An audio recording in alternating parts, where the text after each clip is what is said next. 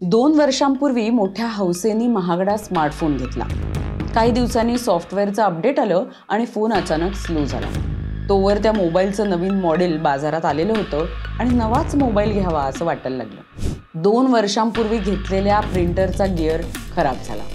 नंतर समजलं की दुरुस्तीचा खर्च जवळजवळ नवीन प्रिंटर इतकाच येतोय किंवा प्रिंटरच्या दुरुस्तीसाठीचा तो पार्टच मिळत नाही.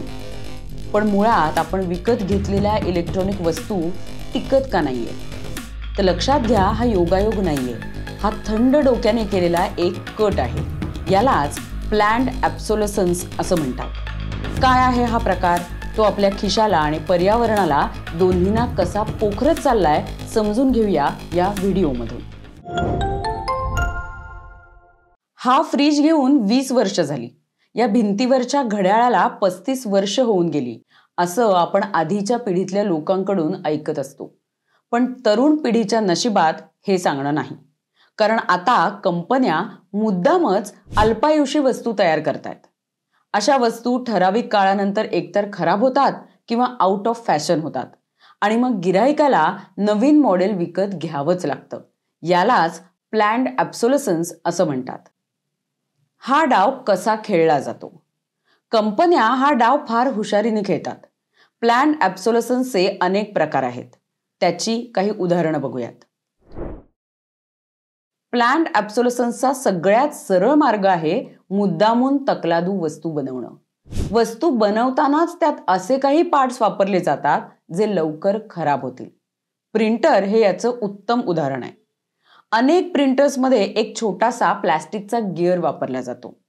1000-2000 पानं प्रिंट झाली की तो गिअर झिजतो किंवा तुटतो. तुम्ही प्रिंटर दुरुस्तीला नेता तेव्हा कळतं की तो एक गिअर बदलता येत नाही किंवा तो मिळतच नाही. दुरुस्तीचा खर्च नवीन प्रिंटर इतकाच येतो. द गार्डियनच्या एका रिपोर्टनुसार अनेक वॉशिंग मशीन आणि फ्रीजमध्ये सुद्धा काही ठराविक काळानंतर खराब होतील असे पार्ट्स डिझाईन केले जातात.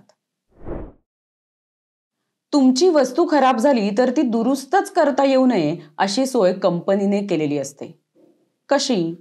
तर ॲपलच्या आयफोनचं उदाहरण बघा. जुन्या आयफोनची बॅटरी बदलणं हे एक मोठं दिव्य असतं. कंपन्या सरसकट बॅटरी सीलच करून टाकतात. त्या उघडण्यासाठी खास प्रकारचे स्क्रू ड्रायव्हर लागतात जे बाजारात सहज मिळतच नाहीत. या कंपन्या रिपेअरसाठी लागणारे छोटे मोठे स्वतंत्र पार्ट्स बाजारात येऊच देत नाहीत. त्यांचा उद्देश एकच असतो, फोन खराब झाला की आमच्याच महागड्या सर्व्हिस सेंटरमध्ये या किंवा सरळ नवीन फोन घ्या.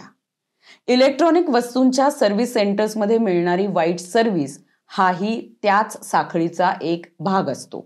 दुरुस्तीसाठी खेटा घालून वैतागलेला माणूस शेवटी नवीन वस्तू घेण्याला प्राधान्य देतो. ही सगळ्यात भयंकर पद्धत आहे. यात तुमच्या वस्तूचं हार्डवेअर एकदम ओके असतं, पण तिला चालवणारं सॉफ्टवेअर जुनं होतं, अपडेट येत नाहीत आणि पर्यायाने ती वस्तू निकामी होत जाते. ॲपलचा बॅटरी गेट घोटाळा हा याचं उत्तम उदाहरण आहे. हा प्लॅन्ड ॲब्सोलसन्सचा जगातला सगळ्यात मोठा पुरावा आहे. द गार्डियनने 2017 मध्ये याचा पर्दाफाश केला. नवीन iOS अपडेट आलं की जुने आयफोन अचानक स्लो होतात अशी लाखो आयफोन युजर्सची तक्रार होती. ॲपलने हे मान्य केलं. त्यांनी सांगितलं की बॅटरी जुनी झाल्यामुळे फोन अचानक बंद पडू नये म्हणून आम्ही सॉफ्टवेअरद्वारे फोनचा स्पीड कमी करतो. पण यामुळे आपला फोन म्हातारा झालाय, स्लो झालाय असं वापरणाऱ्याला वाटतं. आता नवीन मॉडेल घ्यायला हवं अशी गरज निर्माण होते. फोनचा स्पीड जाणून बुजून कमी केलाय हे कंपनीने ग्राहकांना कळवलेलं नव्हतं. त्यामुळे या घोटाळ्यासाठी ॲपलला फ्रान्ससह अनेक देशांमध्ये कोट्यावधी रुपयांचा दंड ठोठावला गेला. यातला आणखी एक प्रकार म्हणजे प्रत्येक 2-3 वर्षांनी चार्जिंग पोर्टचा प्रकार बदलायचा. आधी मायक्रो USB, मग टाईप C, ॲपलचं लाइटनिंग पोर्ट. याचा परिणाम म्हणून आपल्या घरांमध्ये जुन्या चार्जर्सचा डोंगर तयार होतो आणि तरी नवीन फोनसोबत नवीन चार्जरही विकत घ्यावाच लागतो. आपली वस्तू खराब झालेली नसते, नादुरुस्त झालेली नसते, नीट काम करत असते, पण ती जुनाट झाली आहे असं जाहिरातींच्या माध्यमातून आपल्या मनावर बिंबवलं जातं. फास्ट फॅशनमध्ये दर थोड्या महिन्याला कपडे, गाड्या, फोन इत्यादी वस्तूंच्या नवीन स्टाईल बाजारात आणल्या जातात. त्यामुळे गेल्या महिन्यात घेतलेली गोष्ट या महिन्यात आउटडेटेड वाटू लागते. स्मार्टफोन कंपन्या दरवर्षी नवीन मॉडेल लॉन्च करतात, प्रो, मॅक्स, अल्ट्रा अशा नावांनी. खरं तर जुन्या आणि नवीन फोनमध्ये फारसा फरक नसतो, पण तुमचा फोन आता जुना झालाय असा आभास जाहिरातींमधून निर्माण केला जातो. प्लॅन्ड ॲब्सोलसन्समुळे जगात दरवर्षी कोट्यावधी टन ई कचरा तयार होतो. हे जुने फोन, लॅपटॉप, प्रिंटर जातात कुठे? हे सगळे जातात आशियातल्या किंवा आफ्रिकेतल्या गरीब देशांमध्ये. त्यामध्ये भारताचाही समावेश आहे. खुद्द भारतही भरपूर ई कचरा तयार करतो. त्यात भारतात ई कचरा हाताळण्याचं काम असंघटित कामगार करतात. तो अत्यंत धोकादायक पद्धतीनेही हाताळला जातो. या ई कचऱ्याच्या व्यवस्थापनाकडे गांभीर्याने बघितलं जात नाही. त्यामुळे त्याविषयीचे नियम, अंमलबजावणी या सगळ्यांमध्ये हलगर्जीपणा आहे. या कचऱ्यातून सोनं, तांब यांसारखे मौल्यवान धातू मिळवण्यासाठी तो जाळला जातो, ॲसिडमध्ये टाकला जातो. यातून पारा, शिस असे विषारी वायू थेट हवा, पाणी आणि मातीत मिसळतात. त्यामुळे गंभीर आजार पसरू शकतात. या कंपन्यांच्या मनमानी कारभाराला वैतागून जगभरात एक नवी चळवळ उभी राहिली आहे, राईट टू रिपेअर, दुरुस्तीचा अधिकार. या चळवळी अंतर्गत एक साधी मागणी केली जाते की मी विकत घेतलेली वस्तू दुरुस्त करण्याचा मला पूर्ण अधिकार आहे. याचाच परिणाम म्हणून युरोपियन युनियनने राईट टू रिपेअर कायदा पास केलाय.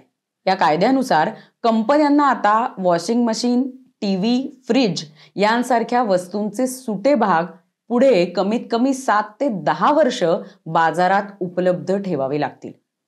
याच चळवळीचा आणखी एक परिणाम म्हणजे युरोपियन युनियनने ॲपलला सुद्धा त्यांच्या आयफोनसाठी USB-C चार्जर वापरण्याची सक्ती केली आहे.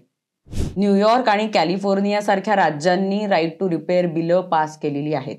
आता ॲपल, सॅमसंग, गुगल यांना त्यांचे सुटे भाग आणि रिपेअर मॅन्युअल लोकांना आणि साध्या दुकानदारांना उपलब्ध करून द्यावे लागतील. भारतीय सरकारनेही या दिशेने पावलं उचलली आहेत. ग्राहक मंत्रालयाने राईट टू रिपेअरसाठी एक फ्रेमवर्कही तयार केले. यात मोबाईल, इलेक्ट्रॉनिक्स, गाड्या आणि शेतीची अवजारं यांचा समावेश आहे. कंपन्यांची मक्तेदारी मोडून काढायची आणि ग्राहकांना दुरुस्तीचा सोपा, स्वस्त पर्याय उपलब्ध करून द्यायचा हाच यामागचा उद्देश आहे. परंतु अजून तरी याचा दृश्य सकारात्मक परिणाम दिसून येत नाहीये. तो येण्यासाठी ग्राहकांमध्ये जागरूकता येणं, स्पष्ट नियम बनवणं, त्याची काटेकोर अंमलबजावणी होणं या गोष्टी व्हाव्या लागतील. प्लॅन्ड ॲब्सोलसन्स ही एक अदृश्य फसवणूक आहे आणि त्याविरुद्ध ग्राहकाने जागरूक होणं आवश्यक आहे. वास्तविक आपला पैसा हा आपल्या गरजांवर खर्च व्हायला हवा आणि आपल्या गरजा कोणत्या ते प्रत्येकाने आपलं आपण ठरवायला हवं. त्यावर मार्केटिंगचा दबाव येऊ देता कामा नये. पण सध्याच्या नवीन भांडवलशाही व्यवस्थेत कंपन्या उत्पादनांच्या आधी गरजा आणि सवयी विकतायत. त्यामुळे डोकं शांत ठेवून आधी स्वतःच्या गरजा ओळखाव्या लागतील. त्यानुसार खरेदी करावी लागेल आणि खरेदी करताना ही वस्तू किती टिकेल आणि ही दुरुस्त होईल का असे प्रश्न आपण विचारले पाहिजे. प्लॅन्ड ॲब्सोलसन्स विषयी तुमचं काय मत आहे? तुम्हालाही त्याचा अनुभव आलाय का? आम्हाला कमेंट करून नक्की कळवा आणि अशा माहितीपूर्ण व्हिडिओसाठी युनिक फीचर्सला सबस्क्राईब करा.